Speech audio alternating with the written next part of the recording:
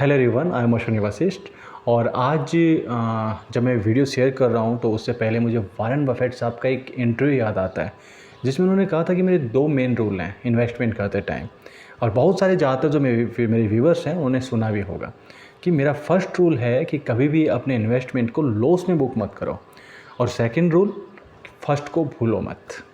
यानी कि स्टार्टिंग से लेके एंड तक उनका एक ही रूल है। और ये बात मैं क्यों बता रहा हूँ, देखिए मैं जिस बिल्डर की बात कर रहा हूँ, जिस प्रोजेक्ट की बात कर रहा हूँ, उसके लिए मैंने पहले ही अपने सब्सक्राइबर को, अपने क्लाइंट्स को डिनाई किया था, मना किया था कि यहाँ पर मैं सजेस्ट नहीं करता, मैं रिकमेंड नहीं करता, बाकी जो लोग कर रहे हैं मैं नहीं जानता।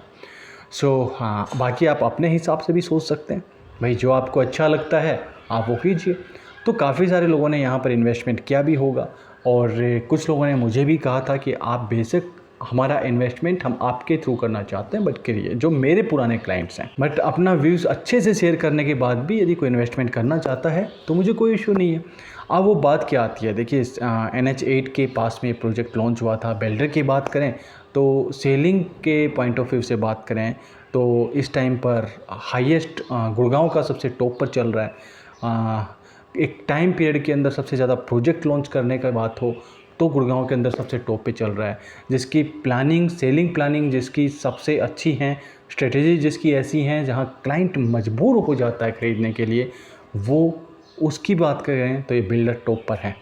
बट हाँ, काफ़ी सारी मिस्टेक्स होती हैं। और मैंने इस प्रोजेक्ट पे जो यहाँ पर सेक्टर 79 के आसपास जो भी प्रोजेक्ट लॉन्च हुआ था, मैं बिल्डर का नाम नहीं लूँगा, क्या फ़ायदा, देखिए जो इन्वेस्टर है वो समझ जाएगा। सबसे पहले तो मैंने बताया था कि बहुत सारे रीजन्स बताए थे, प्लान्स बताए थे कि इस वजह से नहीं करना चाहिए, और बहुत सारे ऐसे कारण भी हैं जहाँ पर 100% श्योरिटी जब तक नहीं होती है तो वो चीज़ें नहीं शेयर करनी चाहिए। और एक हिंट होना चाहिए। मैं तो ये मानता हूँ कि भाई हिंट दे दिया, अपने पर जो विश्वास करता है बात ख़त्म है, जो नहीं करता है तो कोई बात नहीं, इन्वेस्टमेंट कीजिए। तो यहाँ पर जो सबसे बड़ी प्रॉब्लम आ रही है हम उसके बारे में बात करते हैं कि बिल्डर ने यहाँ पर जो लैंड ली थी सुपरटेक से ली थी, बट सुपरटेक और जो यहाँ पर लैंड ओनर्स थे उनके बीच अभी एक विवाद पैदा हो गया है। और वो ये कि जो पहले लैंड ओनर्स थे उन्होंने उस पर लैंड पर अपनी ओनरशिप जताई है। उन्होंने कहा है कि हम अभी भी इसे ओन करते हैं और सुपरटेक को कोई राइट नहीं है किसी को लैंड सेल करने का।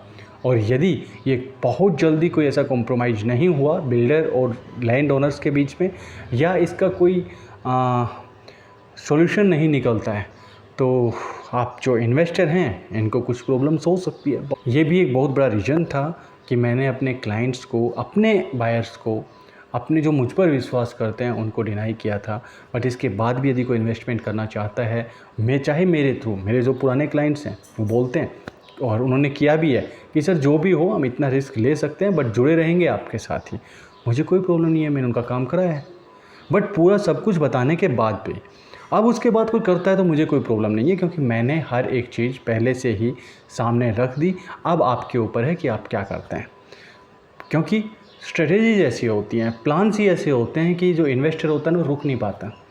बट जैसा कि मैंने बताया कि मेरा जो तरीका है हमेशा इन्वेस्टमेंट करने का और कराने का, वो दोनों इसी तरीके से है कि मैं कहीं भी अपने क्लाइंट को उसका इन्वेस्टमेंट, जहाँ पर 5 to 10% भी चांसेस हो सकते हैं, मैं ये थोड़ी ना कहता हूँ कि गलत ही होगा इन्वेस्टमेंट, बट जहाँ पर चांसेस ऐसे हैं मैं वहाँ पर इन्वेस्टमेंट क्यों कराऊँ।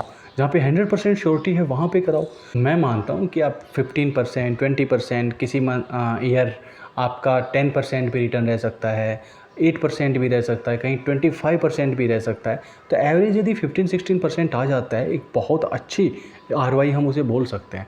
बट यदि आप सोचें कि मैं 15 लाख लगा रहा हूँ और वहाँ पे 1.5 करोड़ बना लूँगा और मेरा रिटर्न है वो इतना बन जाएगा, वो बन जाएगा, जो मार्केट में बोलते हैं वो लालच है, और लालची लोग कभी नहीं कमाते। आपको रियल बता रहा हूँ, लालच मैंने अपनी लाइफ में जो देखा है, पढ़ा तो है वो तो बिल्कुल है, बट जो मैं हो गए जो 12-13 साल हो गए मुझे इस इंडस्ट्री में, और मैंने जितना देखा है, लालची लोग हमेशा फंसते हुए देखे हैं।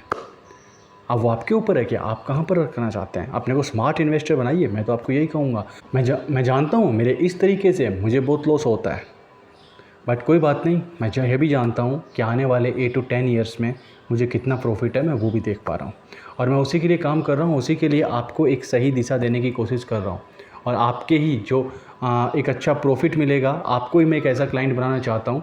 और मेरे बने हुए हैं 10-12 साल पुराने क्लाइंट्स जो हैं मुझ पे बिल्कुल विश्वास करते हैं, और आज भी जो नए क्लाइंट्स हैं वो भी करते हैं। सो आप लोगों को ये इसके लिए मैं शुक्रिया बोलना चाहूँगा। सो इस वीडियो को हम ज़्यादा बड़ा नहीं बनाएंगे, काफ़ी छोटा रखेंगे, एक इन्फॉर्मेशन ही आपको साथ शेयर करनी थी। और बहुत सारे ऐसे कुछ पॉइंट्स नहीं हैं, क्योंकि हम उसके डीप तक आप लोगों को जाने की मुझे नहीं लगता कि आवश्यकता भी है। और मैं जो हिंट देता हूँ आप लोगों के लिए काफ़ी होने चाहिए।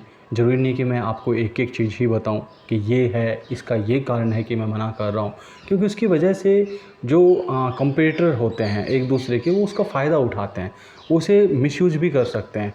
तो मैं वो नहीं चाहता। मैं चाहता हूँ सिर्फ मेरे सब्सक्राइबर को बेनिफिट मिले, मेरे अपने क्लाइंट्स को बेनिफिट मिले, मेरे नॉन को बेनिफिट मिले।